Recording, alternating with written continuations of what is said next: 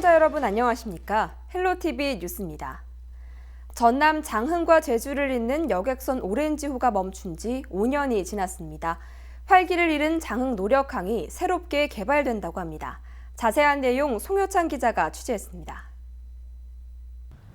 지난 2015년까지 사람들의 발길이 끊이지 않던 장흥 노력항. 전남 장흥과 제주를 연결하는 여객선 오렌지호가 멈추면서 사람들의 발길도 끊겼습니다. 지금 제가 나와 있는 이곳이 바로 장흥 노력항입니다. 보시는 것처럼 이렇게 한산한 모습인데요. 지난 5년간의 공백을 깨고 앞으로 장흥 노력항이 활기를 찾을 것으로 보입니다. 장흥군은 최근 제주도 인근에서 조업하던 고등어 선망어업 선단인 용천수산과 장흥 노력항 선망어업 선단 유치를 위한 투자 협약을 체결했습니다.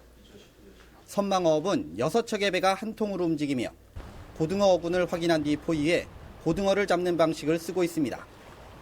주로 고등어나 전갱이, 참치와 삼치, 갈치 등을 어획하는데 선망어업 방식을 이용합니다. 선망어업은 현재 부산 고등어 시장을 중심으로 활동하고 있으며 용천수산 역시 부산 지역 업체인 것으로 알려지고 있습니다. 하지만 제주도 인근 해역에서 하역항인 부산까지 18시간이 소요됩니다. 또 수도권과의 교통 조건을 고려할 때 장흥 노력항이 좋은 조건을 갖췄다고 판단해 지난해 업체 측이 장흥군의 사업을 제안했습니다. 현재 제주도 인근 해역에서 장흥 노력항까지는 4시간 안팎으로 소요됩니다. 장흥군은 이번 협약과 함께 선망어업 선단 유치를 위해 노력항 개발 계획을 세우기로 했습니다.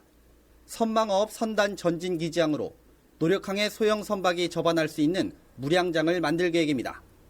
물양장에는 급속 냉동실과 저온 창고 등이 들어설 예정입니다. 제주도 근해에서 잡혔던 고등어배가 부산항으로 가지 않고 우리 정남진 장흥 노력항으로 오게 될 겁니다. 그렇게 됐을 때 지역 경제는 약 2천여 명의 일자리 창출과 유동인구는 500만 시대가 훨씬 앞당겨지리라고 보고요. 지역 경제에 기여하는 효과가 클 겁니다. 지난 5년간 활기를 잃었던 장흥 노력항. 이번 고등어 선망어업 선단 유치를 통해 활기를 찾을 수 있을지 관심이 모아지고 있습니다. 헬로티비 뉴스 송유차입니다. 구불구불하기로 이른 남 서남해의 해안도로는 일부 구간이 섬으로 이루어진 탓에 해상 교량 건설이 필수적인데요. 그동안 지지부진하던 국도 77호선 연결 사업이 추진되면서 서남해안 관광벨트 조성이 탄력받고 있습니다. 보도에 고정민 기자입니다. 부산에서 서남해를 거쳐 경기도 파주까지 이어지는 국도 77호선. 굽이굽이 펼쳐진 리아스식 해안 때문에 전체 구간에서 전남이 차지하는 비중이 가장 많습니다. 게다가 서남해안의 일부 구간은 바다가 가로막고 있어 도로가 끊겨 있는 상태입니다. 지난 2001년 국도로 승격됐지만 정부의 국토개발 계획에서 번번이 제외되면서 현재까지 한 걸음도 떼지 못한 상태입니다. 지금까지는 국도 77호선이 타당성이 없다는 사유로 2000년도부터 거의 한 20년간을 사업 추진을 못하고 우리 목포시를 비롯한 3개 지자체 수건 사업으로 지금까지 남아 있었습니다. 20년 가까이 지지부진했던 국도 77호선 연결 사업에 청신호가 켜졌습니다. 정부가 지난해 국가균형발전 차원에서 서남해안 단선 구간을 예비 타당성 조사 면제 대상에 선정했기 때문입니다. 현재 서남해안 일주도로 가운데 도로가 끊긴 곳은 신안 앞해에서 해남 하원반도로 이어지는 32.1km 구간, 공사 구간은 모두 2곳으로 신안 앞해에서 목포 율도와 달리도까지는 해상교량 2개, 달리도에서 해남 하원반도까지는 해저터널 건설이 13.4km 구간에 걸쳐 추진됩니다. 최근엔 업체 선정을 위한 입찰이 시작되면서 사업 추진에 속도를 내고 있습니다. 입찰 방식은 설계와 시공이 동시에 이루어지는 턴키 방식입니다. 전체 사업비 4,800억 원은 전액 국비로 지원되고 공정의 20%는 지역업체 참여를 의무화해 지역경제 활성화에도 도움이 될 전망입니다. 입찰에 참가하기 위해서는 지역업체, 그러니까 전남업체가 20% 이상 참여한 공동수급체를 구성해야 하기 때문에 지역 경제 활성화에 큰 도움이 될 것으로 기대가 됩니다. 오는 8월까지 입찰 참여업체들이 각각 기본 설계를 제출하면 평가를 거쳐 10월쯤엔 설계 적격자가 선정될 예정입니다. 업체 선정이 마무리되면 내년 하반기에 착공에 들어간 뒤 6년간의 공사 과정을 거쳐 오는 2028년 완성될 것으로 보입니다. 헬로티비 뉴스 고정민입니다. 영암 내동리 쌍무덤에서 마한시대 금동관 조각이 출토됐습니다. 지난해 발견된 조각과 같은 것으로 추정되는데 손바닥만한 크기의 조각이 발견되면서 국내외 학계의 관심이 집중되고 있습니다. 보도에 박종호 기자입니다. 영암군 내동리 쌍무덤입니다. 삼한시대 호남 지역에서 위세를 떨쳤던 마한의 무덤으로 추정되는 쌍무덤 발굴 조사가 진행되고 있습니다. 최근 쌍무덤에서 손바닥만한 크기의 금동관 조각이 출토됐습니다. 금동관은 지난해 7월 발견된 금동관 유리구슬 장식의 일부분으로 추정되고 있습니다. 금동관은 동그란 앞쪽과 양쪽에 나뭇가지 모양의 장식을 세운 형태로 줄기 위에 커다란 꽃봉오리를 만들고 좌우에 2개의 꽃봉오리가 비스듬하게 배치됐습니다. 5세기 말에서 6세기 초에 제작된 것으로 추정되며 나주 신촌리 금동관과 형태가 매우 비슷한 점에서 영산강 유역의 마한 세력의 존재를 확인시켜주고 있습니다. 특히 쌍무덤 주인의 지위가 당시 전남 지역 고대 마한 사회의 최고 권력자로 추정되고 있습니다. 이 영암 시종에서 나온 금동관도 역시 신촌리의 버금가는 그러니까 신촌리 이렇게 반남으로 구분되는 반남 세력보다도 이 내동리 쌍무덤의 이 내동리 시종 지역에서도 상당한 많은 권력을 이렇게 형성했던 집단이 있었음을 확인할 수 있는 쾌거가 있습니다. 일제강점기 당시 나주 신촌리 금동관 출토 이후 마한시대 금동관으로는 100여 년 만에 처음 출토됐습니다. 이번 발견은 일본 고분에서 출토되는 동물 모양 토기 등이 무덤 주변에서 발견되고 있어 발굴 조사가 완료되면 국내외 학계의 관심을 끌 것으로 보입니다. 우리나라 학자가 파지는 못했지만 일인학자에 의해서 한 100여 년 전에 신촌리 고분에서 유일하게 이 마한 지역에서 금동관이 나왔습니다. 그런데 지금 호남 지역이라든지 다른 지역에서도 금동관이 이렇게 나오고 있지만 신촌리하고 동일한 마치 흡사 일란성 쌍루이 같은 유물이 나온 것은 이번에 발굴된 내동리 쌍무덤 금동관 편이라고 할 수 있습니다. 2호 석실과 주변부에 대한 발굴 조사 이후 지난해 7월 금동관 조각 등이 발견되고 최근 또 다른 조각이 추가로 발견된 상황. 최근까지 70% 정도 조사가 진행된 가운데 가장 중요한 1호 석실에 대한 발굴 조사 결과에 시선이 모이고 있습니다. 헬로티비 뉴스 박종호입니다. 전남에서는 처음으로 광양시가 전체 시민에게 긴급재난 생활비 지원을 시작했습니다. 소득 기준에 관계없이 광양 시민이라면 누구나 1인당 20만 원의 생활비를 받게 됐는데요. 시민들의 만족도가 매우 높습니다. 서경 기자가 취재했습니다. 광양 중마동의 한 아파트 사무실 앞입니다. 오후 1시를 지나면서 상가 입구부터 뒤편까지 긴 줄이 세워졌습니다. 광양시가 전체 시민에게 지원하는 긴급 생활지원비를 받기 위해 차례를 기다리는 겁니다.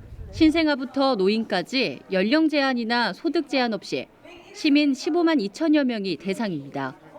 1인당 지급액은 20만 원씩 카드로 된 광양사랑 상품권으로 받게 됩니다. 전남에서는 처음으로 긴급 재난생활비가 지원되자 시민들은 반기는 분위기입니다. 식구 5명이다 보니까 마스크를 거의 한 50만 원 갖다가 가까이 썼어요. 처음에는 좀 짜증이 났어요, 마스크 때문에. 근데 이걸 준다니까 그나마 그게 경제적인 도움이 되니까 좋아요. 부식비라든지 안 그러면 필요한 애기들을 위해서 쓸 수 있는 그런 부분에서 도움이 많이 될 것 같아요. 아무래도 다른 시에 비해서 우리가 자부심도 있고 좀 많은 도움이 될 것 같아서 좀 긍정적으로 생각하고 있어요. 지급받은 상품권 카드는 대형마트나 유흥업소만 아니라면 광양 지역에서 어디든 사용할 수 있습니다. 집 앞 슈퍼마켓이나 전통시장, 음식점, 카페 등 사용처도 다양합니다. 사용기간도 별도의 제한이 없어서 1년이든 2년이든 사용하고 싶을 때 적절히 나눠서 쓸 수 있습니다. 광양시는 이번 긴급 재난생활비를 전체 시민에게 지급하면서 위축된 지역 경제에 긍정적인 효과가 나타날 것으로 기대하고 있습니다. 경제가 너무 안 좋은 상태고 지금 자영업자들이 굉장히 손해가 많다고 하시잖아요. 그러니까 그분들한테 많이 돌아갔으면 좋겠어요. 그런 면에서 지역 경제 활성화를 위해서 상인들이나 자영업자한테 굉장히 좋은 것 같습니다. 전남에서는 처음으로 모든 시민에게 생활비 20만 원을 지급한 광양시. 광양시 긴급 재난생활비는 다음 달 8일까지 주민등록 주소지 읍면동 주민센터에 신청하면 2분 안에 받을 수 있습니다. 헬로티비 뉴스 서경입니다.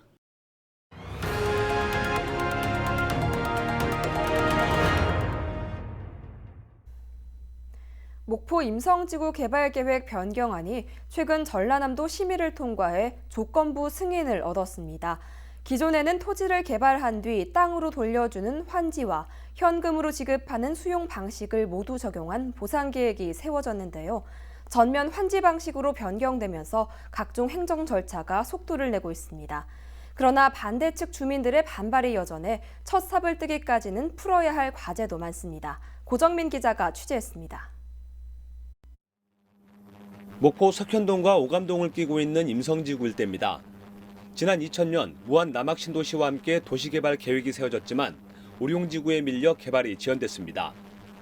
결국 2013년이 돼서야 도시개발 구역에 지정됐고 2년 뒤 개발 계획이 세워지면서 2018년부턴 주민들의 동의를 얻는 절차가 진행됐습니다. 그런데 이 과정에서 사업 시행자와 마을 주민들 간의 갈등이 시작됐습니다. 개발에 반대하는 주민들이 대부분 고령인데다 찬성 측 주민들에 비해 인원이 적어 삶의 터전에서 쫓겨날 처지에 놓였기 때문입니다. 반대 측 주민들은 매주 목포시를 찾아 개발 철회를 요청했지만 받아들여지지 않았습니다. 주민을 위한 이 개발이라고 그랬는데 목포시나 LH가 이 개발에 대해서 너무나 무심하고 노인들이 지금 7, 80대인데 이 어르신들이 돈 몇 푼 받아갖고 어디를 가냐고요. 주민을 위한 개발이라고 해놓고 말뿐이지. 현행 도시개발법에선 개발 면적의 3분의 2가 넘는 토지 소유자의 동의를 얻게 되면 사업 시행 자격이 주어집니다. 이미 70% 정도가 동의한 데다 전라남도의 실시계획 인가를 얻었기 때문에 법적으로는 문제가 없습니다. 더구나 개발계획 변경안이 최근 전라남도 심의를 통과하면서 사업 추진에 속도가 붙은 상태입니다. 변경안을 보면 전체 면적이 197만에서 199만 제곱미터로 소폭 늘었습니다. 보상 방법도 개발 후 땅으로 돌려주는 전면 환지 방식으로 확정됐습니다. 그러나 일부 주민들의 반발은 여전해 앞으로의 과정이 순탄치 않을 것으로 보입니다. 반대 측 주민들이 소유한 부동산은 허름한 주택들이 대부분을 차지해 소규모 보상이 예상되기 때문입니다. 사정이 이렇다 보니 이들에게 적용되는 보상은 환지가 아닌 수용 방식. 집값이 수천에서 많게는 수억 원에 달하는 상황에서 보금자리를 새로 구하기란 하늘의 별 따기나 마찬가지입니다. 목포시는 앞으로 도시계획위원회 심의와 내년 상반기 보상 절차를 거쳐 2022년엔 착공에 들어가겠다는 입장. 반대 측 주민들의 이주 대책도 사업 시행자인 LH와 협의해 최적의 조건을 제시하겠다고 밝혔습니다. 앞으로 실시계획 인가를 얻고 보상 계획을 수립하여 빠른 시일 내에 착공이 가능하도록 노력하겠습니다. 원주민에 대한 이주 대책은 LH와 지속적으로 협의하여 최대한 많은 원주민들이 납득할 수 있는 조건을 제시하도록 하겠습니다. 현재 LH는 일부 원주민들의 이주 대책으로 임대주택을 제공하는 방안을 검토하고 있습니다. 하지만 찬성 측 주민들이 제기한 형평성 문제가 발목을 잡고 있어 이마저도 난항이 예상됩니다. 이름만 임성지구일 뿐 사실상 무한 임성리 주민들은 개발에 반대하면서 반쪽짜리 사업으로 추진되고 있는 신도심 개발.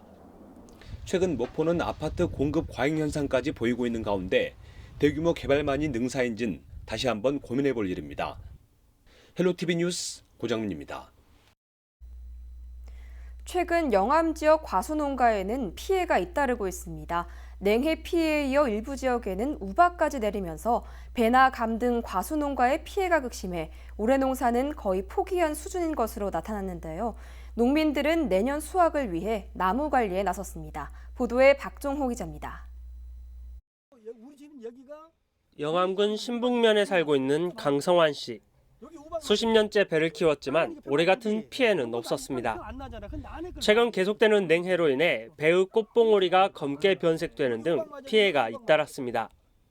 이 냉해 피해를 입은 배는 인공 수정이 어렵고 열매가 생겨도 과육 상태가 좋지 않아 상품성이 떨어지는데 여기에 우박까지 내리면서 올해 수확은 포기한 상태입니다.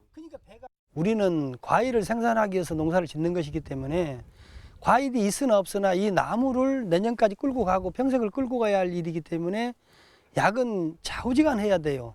그리고 이제 약도 약이지만은 여기 우리 꽃눈 결실을 내년에 보기 위해서 거기에 대한 또 영양제도 또 상당한 영양제가 또 들어가야 되고 좀 그렇습니다.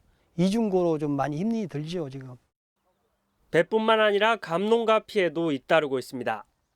영암 지역 대봉감 재배 면적 650헥타르 가운데 90% 가까이 냉해 피해가 발생했습니다. 농협 전남 지역 본부는 최근 영하 2도까지 떨어지는 기후로 인해 영암 지역 585헥타르 면적에 피해가 발생했다고 밝혔습니다. 영암군은 겨울철 이상 고온으로 인해 피해가 발생한 것으로 분석했습니다. 또 피해 복구를 위해 농작물 보험 관련 개선 사항과 피해 조사, 영양 제공 등 후속 조치를 진행하고 있습니다. 피해 접수를 받고요. 그다음에 정밀조사한 다음에 재난지원금을 지원하고 우리가 지금 그중에서는 시간이 많이 걸리기 때문에 지금 피해 농가에 대한 영양제를 긴급 지원할 계획에 있습니다. 결실 불량 등 여러 가지가 피해가 있는 것을 피해를 최소화하기 위해서 이번에 지원할 계획이 있습니다. 계속되는 추위로 인해 과수농가 피해는 늘어날 것으로 전망되고 있는 상태. 피해 조사는 시작되고 있지만 보험 피해 보상 등 절차가 늦어질 것으로 보여 실질적인 대책 마련이 필요해 보입니다. 헬로티비 뉴스 박종호입니다. 코로나19 장기화로 초등학교 1, 2, 3학년까지 비대면 수업이 시작됐습니다. 이로써 전국 초중 고등학생 모두 학교가 아닌 온라인 수업을 듣게 됐는데요. 코로나19가 바꿔놓은 새학기 풍경과 문제점을 서경 기자가 취재했습니다. 4남매가 살고 있는 여수의 한 가정집입니다. 코로나19 바이러스 사태가 장기화되면서 개학 이후 풍경을 완전히 바꿔놨습니다. 20일부터 초등학교 1, 2, 3학년까지 전국 초중고등학교 온라인 수업이 시작되면서 막내 아이는 집에 있는 텔레비전으로 EBS 채널을 켰습니다. 언니와 오빠는 공부방 안에 자리를 잡았습니다. 중학교 1학년인 오빠는 컴퓨터, 초등학생인 언니들은 태블릿 PC와 휴대전화로 수업을 듣게 됐습니다. 새학기지만 담임 선생님과 같은 반 친구들을 만나보지도 못해 아쉬움은 큽니다. 사람들이 한 번에 출석 체크하기 때문에 한 번에 들어오거든요. 그럴 때 이론 수업 알아서 네트워크가 잠깐 꼬일 때도 있고 너무 많아서 서버가 터지는 경우도 있고 그런 경우도 있어서 그것 때문에 살짝 불편하기도 해요. 선생님이 앞에서 할 때는 뭔가 더 친구들이랑 내용을 들으니까 더 이해가 잘 되는 것 같은데 여기서 들으니까 막상 하려고 하면 또 집중도 안 되고 이해도 안 돼요. 전남 지역 초중고등학생은 모두 17만 9천여 명. 온라인 개학 이후 수업 참여율은 98%를 웃돌고 있습니다. 전남도 교육청은 지난 9일부터 학년별 순차적인 비대면 수업이 시작되면서 670여 건의 불편 사항을 접수한 상태입니다. 지난 1차 온라인 개학에서 확인된 일부 접속 불량 등 각종 미비점을 보완하고 있다는 입장입니다. 시각장애 학생에게는 점자 파일이, 청각장애 학생에게는 자막이 제공됐고 다문화 학생에게는 통번역 서비스가 지원되는 상황. 여러 가지 문제점 보완과 지원에도 불구하고 초등학교 저학년의 경우 수업 집중도 하락 등의 문제는 여전한 상태입니다. 저학년들은 스스로 하는 활동들이 어렵다 보니까 당연히 학부모님들이 어려움을 많이 겪으리라 봅니다. 이에 따라서 지금 현재 학습자료 등이 학교마다 학생들에게 개별적으로 이렇게 제공이 되었고 학교 단위로 긴급 돌봄이 실시되고 있습니다. 학부모들이 관리가 어려운 학생들은 현재 돌봄 서비스에 나와서 컴퓨터 학습 교실에 참여를 하고 있습니다.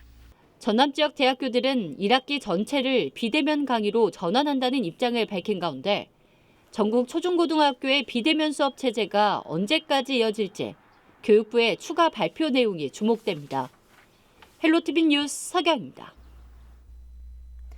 영농 태양광 재배 실증 사업에 전남 3개 지역이 선정됐습니다. 전라남도는 농림축산식품부에서 주관한 사업에 순천과 나주, 보성이 선정됐다고 밝혔습니다. 순천이 오이와 딸기 2개 품목에 대해 순천농업기술센터에서 사업을 직접 수행하고 나주 배와 포도, 보성 녹차 등 3개 품목은 전라남도 농업기술원과 녹색에너지연구원에서 사업이 추진됩니다. 영농형 태양광은 농지에 태양광 설비를 설치하고 농작물 경장과 병행하는 영농형 태양광에 적합한 품목 발굴과 재배 방법 등의 실증 연구를 지원하는 사업입니다.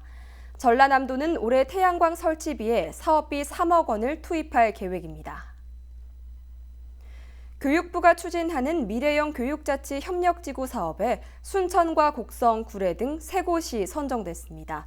미래형 교육자치 협력지구는 민관학위 협력체제를 구축해 지역 교육 생태계를 살려내기 위한 사업으로 지역별로 최대 5억 원의 사업비가 지원됩니다. 전남 지역은 사업의 안정적인 운영을 위해 지자체와 공동으로 지원센터를 구축하고 행정 인력과 파견 교사를 배치해 지역과 학교 밀착형 성공 사례를 만들어 나갈 계획입니다. 전라남도 교육청은 미래형 교육자치 협력지구의 성공적 운영과 교육력 회복을 위해 노력하고 전남 특성에 맞는 새로운 협치 모델을 만들겠다고 밝혔습니다. 코로나19 사태로 학교 급식을 공급하던 업체들이 줄도산 위기에 처했는데요. 전라남도가 전국 최초로 친환경 농산물을 꾸러미로 만들어 각 가정에 공급하기로 결정하면서 일선 지자체들도 적극적인 행정 지원에 나섰습니다. 목포시는 지역 유치원과 특수학교, 초중고등학교 96곳에 재학 중인 아동과 학생 3만 2천여 명에게 오는 29일까지 순차적으로 꾸러미를 배송하기로 했습니다. 앞서 여수와 광양, 나주, 해남에서도 지역 학생과 식재료 농가를 돕기 위해 농산물 꾸러미 공급을 결정하고 사업의 추진에 속도를 내고 있습니다. 전라남도 교육청이 등교 개학을 위한 방역 대책 마련에 나섰습니다. 전남교육청은 추경 예산에서 확보한 83억 원을 활용해 마스크와 체온계, 열화상 카메라 등 방역 비축 물품 구입을 완료하고 학교에 대한 방역 소독을 마쳤다고 밝혔습니다. 또 유치원을 포함한 지역 951개 학교에 일시적 관찰실을 설치하고 특별 방역 소독도 완료했다고 설명했습니다. 교육청은 보건용 마스크와 면 마스크를 비상시에 학생 1명당 2매씩 지급할 수 있도록 비축했으며 일회용 마스크 52만 장을 구입해 학교에 지원했습니다. 전라남도 교육청이 다음 달 9일 예정이었던 검정고시를 추가 연기합니다. 전남교육청은 코로나19 감염 확산을 차단하고 초중졸 검정고시 합격자의 상급 학교 진학 일정 등을 고려해 다음 달 23일로 추가 연기한다고 설명했습니다. 또 코로나19 감염증 확산 상황 등에 따라 일정이 6월 이후로 재조정될 가능성도 있다고 밝혔습니다. 시험 장소와 응시자 유의사항 등은 별도로 안내될 예정입니다. 전라남도 교육청이 사립유치원의 수업료 반환금 50%를 지원합니다.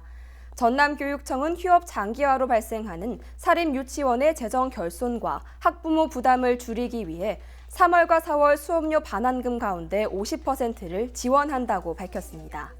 도교육청은 수업료의 경우 반환 의무는 없지만 사립유치원이 학부모들에게 돌려주면 절반을 지원할 방침이라고 설명했습니다.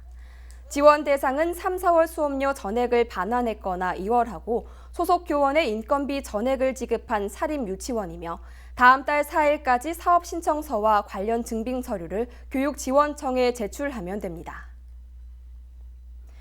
광양시 관광 대표 슬로건으로 낮과 밤이 빛나는 광양여행이 선정됐습니다.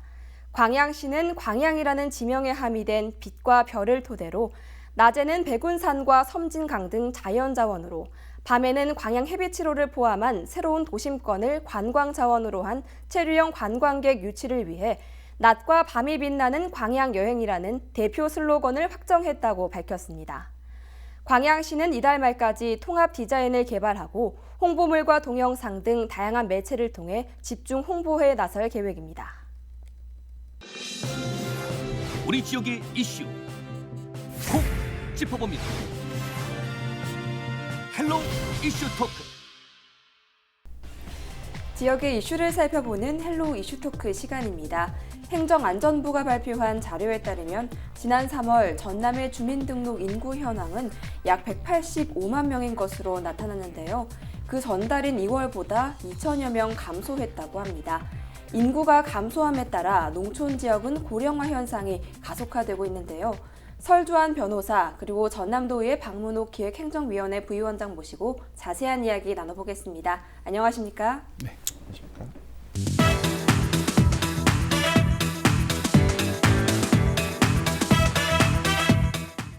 네, 먼저 자세히 살펴보기에 앞서서 전남의 인구 현황에 대해서 설명해 주시죠. 네, 전라남도의 인구 문제가 가장 어떻게 보면 무거운 문제입니다. 우리 전남에 있어서는요. 근데 이번에 보니까 전국적으로도 대한민국 인구수가 통계청 자료에 의하면 약간 줄었어요. 항상 조금씩 늘어나는데 이제는 좀 전반적으로 인구가 감소되고 있는 분위기로 가고 있습니다. 자연 감소가 우리 출생률보다 훨씬 높기 때문에 나타나는 현상이라고 볼 수 있고요. 우리 전남의 인구를 살펴보면은 작년 12월 말 기준으로 해서 그때 인구보다 약 10,000여 명이 줄어들었습니다. 이러한 추세로 간다면은 올 연말 정도에는 작년하고 비슷한 약 25,000명 정도가 줄지 않을까 좀 그런 걱정이 앞서고 있고요. 그리고 이제 다른 지역을 또 살펴보면 경북 그리고 전라북도에서 이제 퍼센트로 따지면 전남이 1위, 유출된 순위로 1위, 그리고 이제 경북이 2위, 그리고 전북이 3위를 나타내고 있습니다. 그리고 이제 반대로 인구가 많이 늘어난 이제 시도를 살펴보면 경기도가 약 5만 명 정도 늘었어요. 그리고 서울이 대략 한 4,500명, 세종시도 같은 수 정도 늘어나고 있습니다. 아직도 이제 전라남도라든가 다른 지역에서 상당히 예를 많이 쓰지만은 수도권 집중화가 아직도 좀 심화되고 있는 부분을 해소하지 이제 못한 그런 것 같고요. 그리고 2월 달에 특히 우리 전라남도는 이제 취업 그리고 학업을 위해서 많은 청년들이 떠납니다. 청년들이 떠나는데 보면은 이제 통계 결과를 보면은 우리 전라도에서는 청년들이 떠나지만은 이제 반대로 유입되는 인구를 보면은 이제 중장년층이 들어오고 있어요. 그리고 한번 좀 나간 우리 청년들은 쉽게 전라남도로 돌아오지 않는다는 것이 가장 어떻게 보면 우리한테는 좀 뼈아픈 현실인 것 같습니다. 네, 전남의 전반적인 인구 감소세를 설명해 주셨습니다. 그렇다면 이렇게 인구가 계속적으로 감소되는 원인은 무엇입니까? 네, 현재 전남의 인구가 그러니까 3월 기준, 저번 달 기준으로 185만 9,200명 정도가 되더라고요. 그러니까 2020년 올해 들어서 2월 달 전남 인구의 순이동, 그러니까 뭐 전입하고 전출을 플러스 마이너스 한 것을 보면 지지난달이죠. 2020년 2월달 기준으로 전입이 21,500명 정도가 됐고요. 그다음 전출이 23,500명 정도가 됐더라고요. 약 2,000명 정도의 순유출이 있었고요. 그다음에 그 전에 예를 들어서 올해 들어서 1월달 같은 경우에도 마찬가지로 순이동은 마이너스 3,000명 정도가 됐습니다. 그러니까 지금 계속적으로 1월, 2월, 3월 계속 지금 지속적으로 지금 감소를 하고 있는 추세인데요. 주로 아까 의원님께서도 말씀하셨지만은 주로 이제 전남에서 유출되는 인구의 이제 연령대별로 좀 나눠볼 필요가 있는데 이제 그 10대 후반에서 20대까지는 대부분 이제 학업을 이유로 수도권으로 많이 이동하는 경우들이 있습니다. 특히 전남 같은 경우에는 이제 광주로 이동을 하거나 광주에 있는 학생들 같은 경우에는 또 수도권이나 서울로 많이 가기도 하고요. 전남도 마찬가지입니다. 그런 일들이 많고 그리고 20대 중반이 넘어서 이제 그 취업 연령이 되면 이제 임금이라든지 어떤 양질의 일자리가 어떤 이주의 핵심이 되는 것 같습니다. 어떤 뭐 누구나 마찬가지로 좋은 일자리, 양질의 일자리를 찾아서 이동을 하는 것은 뭐 당연한 일이라고 생각 들고요. 그다음에 이제 30대 같은 경우에는 지금 뭐 어느 정도 취업을 한 상태 아니면 뭐 자영업을 한 상태에서 아니면 본인의 자영업의 소득을 늘릴 수 있는 곳 아니면 뭐 취업을 한 상태라면 임금이 더 나은 곳으로 이주를 하는 경우들이 많습니다. 이제 40대 같은 경우에는 이제 유출되는 경우들이 고용률에 좀 영향을 많이 받는 편이고요. 그래서 지금 뭐 전남에서 20, 30대에서 인구 유출이 지금 문제가 되고 있는데 고용 여건 등의 가장 어찌 보면 핵심이고 그 전에 이제 10대 후반이나 20대 초반에서는 그 학업이 가장 문제인 것 같습니다. 아까 의원님께서도 말씀해 주셨다시피 지금 전남에서 이제 40, 50대의 인구 유입률은 굉장히 높은 편입니다. 왜냐하면 이제 뭐 최근에 전남 지자체에서도 뭐 귀농이라든지 귀여를 상당히 그 독려를 하고 있고 지방 거주를 어떻게든 유치하기 위해서 많은 노력을 하고 있는 어떤 성과라고 보입니다. 네, 연령에 따른 인구 감소의 원인을 분석해 주셨습니다. 이렇게 계속해서 인구 감소세가 유지된다면 인구 소멸 위험 가능성도 높아질 것 같고요. 또 다양한 문제점들이 발생될 것으로 보입니다. 어떻게 보십니까? 네, 인구라는 것이 양면성을 가지고 있습니다. 우리나라 같은 경우에는 인구가 어떻게 보면 국력의 척도가 되고 그리고 자원이 없기 때문에 그 인구가 어떻게 보면은 다른 생산시설, 산업시설을 움직일 수 있는 커다란 힘이 되는데 반대로 인구가 또 어떻게 아주 많은 나라는 그 사회적 문제를 좀 야기시키는 그런 면도 있어요. 우리나라 같은 경우에는 지금 아까도 말씀드렸듯이 그 어떤 산업을 움직일 수 있는 가장 땅덩어리 좁고 그리고 이제 자원이 부족하기 때문에 가장 중요한 어떻게 보면 생산 수단이 될 수가 있는데 인구 문제로 인해서 굉장히 많은 문제를 좀 야기시키고 있습니다. 첫 번째, 아직도 우리나라는 노동력을 기반으로 하는 그런 제조업 중심 산업 구조가 돼 있고 아직 이를 탈피 못하고 있거든요. 그래서 미국이나 유럽처럼 인구가 이제 줄었다고 해서 다른 나라의 뭐 사람 인구를 받아들인다 이런 추세로 간다면은 어떤 문화적 동질성이 약화되기 때문에 어떤 사회적인 문제를 좀 야기시킬 수 있고요. 이런 문제도 생길 수 있고 그리고 두 번째로 저출산과 고령화가 계속되면서 이제 경제 활동 인구가 감소되고 결국에는 이제 이런 문제는 세수 감소로 이어지게 됩니다. 우리나라 같이 이제 사회 보장 비용이 지속적으로 이제 늘어나는 이런 국가에서는 그렇다면 사회 보장 서비스 질이 일단 또 낮아질 수가 있어요.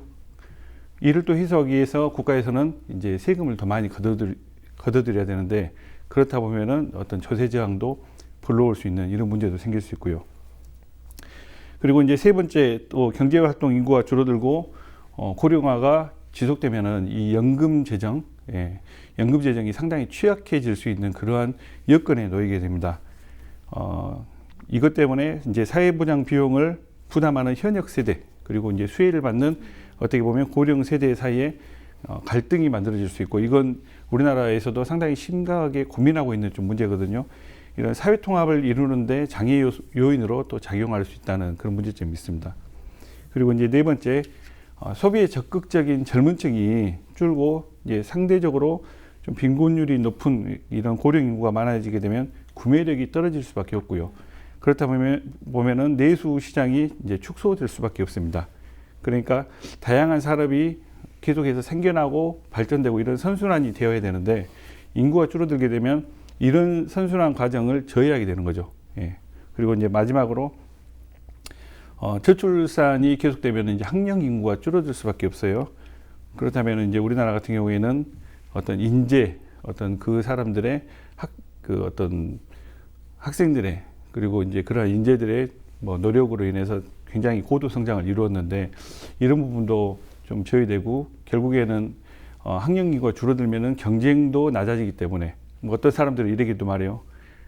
명문대에 쉽게 뭐 진학할 수 있는 거 아니냐. 근데 그게 아니라 경쟁을 통해서 우리가 좋은 인재를 또 만들어낼 수 있는데 결국에는 대학의 질도 낮아질 수 있다. 예, 이런 고민도 가질 수 있습니다. 이 외에도 사회문화 전체적인 보건 관련해서 인구 문제가 영향을 끼치지 않는 곳이 없어요. 예. 그래서 상당히 우리 전라남도에서도 이 부분에 대해서 중점적으로 하고 있는데 아직까지는 좀 이렇게 눈에 보이는 성과는 나타나고 있지 않는 실정입니다. 네, 생산 가능 인구의 감소에 따른 세수의 확보의 저조, 그리고 또 연금 재정 문제까지 다양한 문제점들을 짚어주셨는데요. 이렇게 문제점들을 짚어보니 대책이 반드시 필요할 것 같습니다. 대책은 어떤 것들이 있을까요? 네, 뭐 인구와 관련해서 인구 증가를 하기 위해서 지금 뭐 전남에서도 뭐 오늘 내일 뭐 시행한 것도 아니고 굉장히 오래 전부터 10여 년, 뭐 길게는 20년 전부터, 짧게는 뭐 10여 년 전부터 지금 대책을 마련해서 시행을 하고 있는데요. 뭐 실상 뭐 지금까지 지나온 결과를 보면 지금 참 백약이 무효인 상황인 것 같습니다. 실제 뭐 조금 뭐 단편적으로는 뭐 해남군 같은 경우는 출산 장려를 위해서 뭐 공공산후조리원을 설립을 한다든지, 그다음에 출산 장려금을 좀 많이 지급을 해서 뭐 출산율을 증가시키고서는 있습니다만은 그것이 이제 과연 그 인구 총 증가로 볼 것인가에 대해서는 조금 다시 한번 재고를 해봐야 되는 상태인 것 같고요. 물론 뭐 효과가 없다는 것은 아니지만 조금 더 효율적인 부분을 찾아보자면 과연 그것이 가장 최선의 방법이었나라는 생각을 해보게 되는데, 최근에 이제 그 전남 같은 경우에는 전남 인구 새희망 찾기 프로젝트를 이제 시행하기로 하고 그 전남 도내의 22개 지자체에서 그 사업 공모를 받아가지고 얼마 전에 확정을 했습니다. 그래서 지금 전남도에서 이제 저출산, 그 다음에 고령화, 청년 인구 유출 등을 이제 극복하기 위해서 이제 뭐 한 20억 원 정도를 지원을 하겠다라고 해서 얼마 전에 이것을 사업 선정을 해서 시행을 했고요. 그래서 이제 주요 사업을 보면 강진군 같은 경우에는 뭐 도시재생산업과 연계된 유휴경관을 활용해서 청년 창업하고 커뮤니티를 지원하겠다. 그 다음에 진도군 같은 경우에는 외지 청년이 함께한 청년 어부식당 창업 등을 돕겠다. 그 다음에 광양시 같은 경우에는 이제 교육 도시로서 지금 테마를 잡고 이제 가고 있는데, 청년 취업 뭐 올인원 시스템이라든지 청년 프리마켓 어울림 장터 운영을 하겠다라는 이러한 여러 가지 프로그램 등을 이제 전남도에 제시를 해서 이제 선정이 되었습니다. 이러한 그 다양한 전남에서 각 지자체에서 다양한 지역 특성을 살리는 어떠한 지금 지역 특화 사업을 통해서 인구를 늘려가겠다라는 지금 여러 가지 대응책을 내고 있는데, 이런 것들이 좀 실질적으로 좀 이렇게 운영이 될 수 있도록 했으면 좋겠습니다. 다만 뭐 출산율이라든지 아니면 청년 창업이 지금 좀 주된 어떤 인구 증가에 지금 정책이 되고 있는데, 보다 근본적인 것은 어찌 보면 대부분의 사람들이 이주를 하게 되는 원인을 찾아보면 조금 더 효율적이지 않을까라는 생각이 듭니다. 그렇다면 각 지자체를 포함한 전남에서는 인구 문제 극복을 위해 어떤 묘안을 내놓고 있습니까? 인구 문제가 단순히 사람이 이제 뭐 들어온다 이걸로 끝날 수 있는 문제가 아닙니다. 그분들이 들어와서 다른 지역에 있는 인구가 들어와서 아니면은 우리 전라남도에 있는 인구가 어떻게 하면 나가지 않을 것인가, 이 부분에 대해서 굉장히 광범위하게 좀 살펴야 되는 어떤 뭐 도정 전반에 관한 그런 도정 전반에서 답을 찾아야 되는 그런 내용이고요. 이 부분에 대해서는 뭐 경제, 일자리, 뭐 보건, 교육 전부를 통틀어서 열심히 좀 해야 되는데, 특별히 그 인구 유입과 관련해서는 이제 전라남도에서 굉장히 좀 여러 가지 정책을 시행하고 있어요. 크게 이제 4개 분야로 나누어서 100가지 좀 시책을 구체적으로 만들어 가지고 시행을 하고 있습니다. 지난해 이제 우리 전라남도는 전남에서 먼저 살아보기, 그리고 귀농, 귀촌, 박람회 등을 통해 외부 인구가 우리 이쪽 전남으로 돌아올 수 있도록 한번 그 어떤 정책적인 활동을 했고요. 그리고 청년들과의 간담회, 그리고 이제 타운홀 미팅, 그리고 이제 청년 디딤돌 통장 등을 통해서 전라남도에 있는 청년들이 외부로 빠져나가지 않게끔 그런 좀 사업들을 벌이고 있습니다.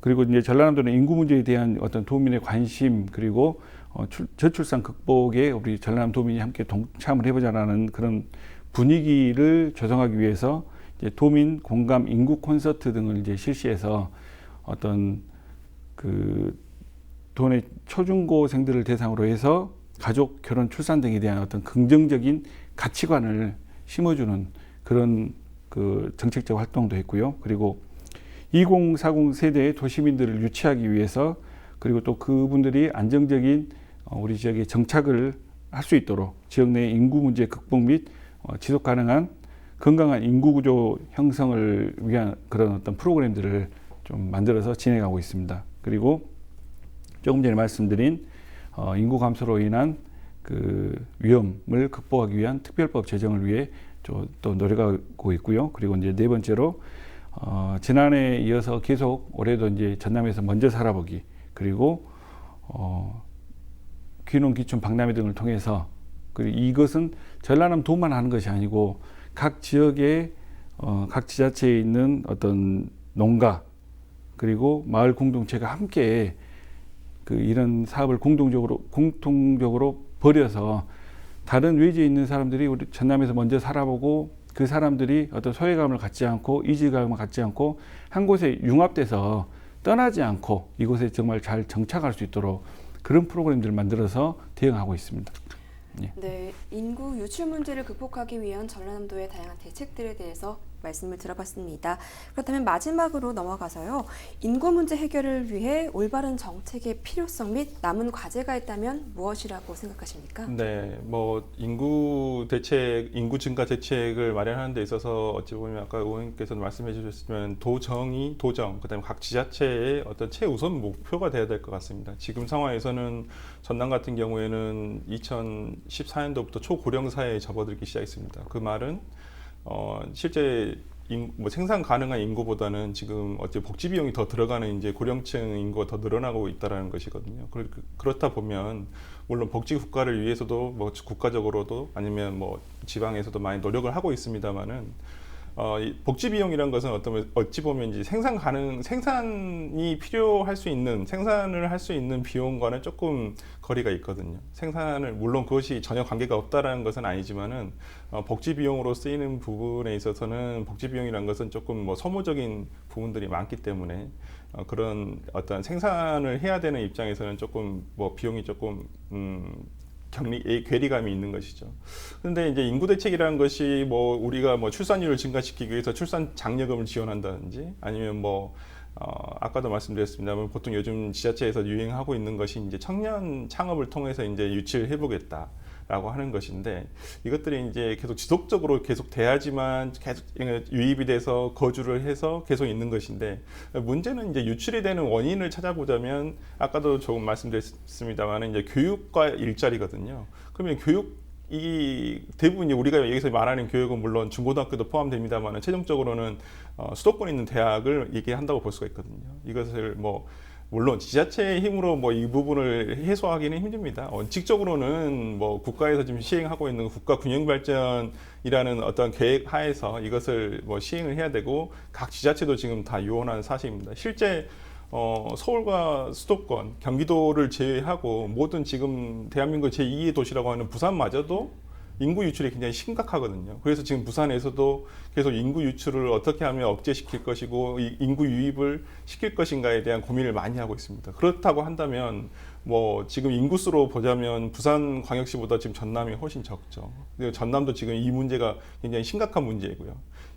기존에 있는 어떤 그 도 내에서 이루어져야 하는 생산 활동 등에 필요한 인구들은 반드시 필수적으로 있어야 되는데 이런 필수적인 인구들이 지금 다 유출이 됨으로써 생산 가능 인구도 굉장히 줄어들고 있고 그러면 지역 경제도 많이 활성화가 안 되겠죠. 그렇다고 한다면 이것이 과연 도에서의 어떤 문제인가라는 것보다는 어떤 국가 전체적으로 필요한 문제이고 또 도에서는 이 부분에 대해서 조금 전향적으로 또 지속 가능한 정책들을 좀 내보일 필요가 있고 제 개인적인 생각입니다만은 실제 지금 농어촌이라든지 제조업 분야에서 그 외국 이주자들이 많이 있거든요.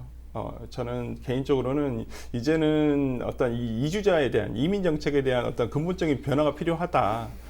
실제 출산율이 낮아서 내국인, 그러니까 대한민국 국적을 가진 사람들의 어떤 생산 가능 인구가 줄어든다면 다양한 뭐 동남아 국가들이라든지 생산 인구들이 좀 들어와서 우리나라에 적응을 해서 생산을 할 수 있는 인구가 될 수 있다고 보고 있습니다. 그런 부분에서 본다면 이주자를 위한 조금 정책들, 그다음에 문화 대책, 복지 정책 이런 것들이 좀 더 구체적이고 지금도 잘 돼 있지만은 조금 더 앞으로도 이 부분에 대해서 좀 섬세한 배려가 있다면 오히려 현실적으로는 이런 부분들이 인구 증가라든지 생산 인구 감소를 막는 방법이 되지 않을까라는 생각도 듭니다.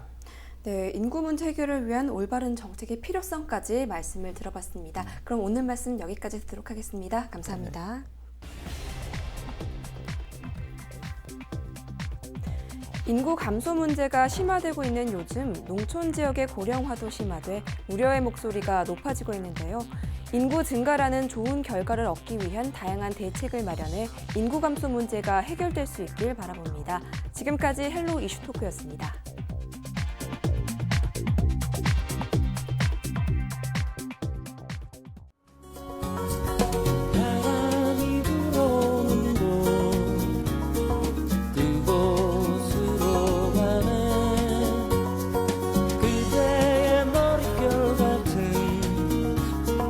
나무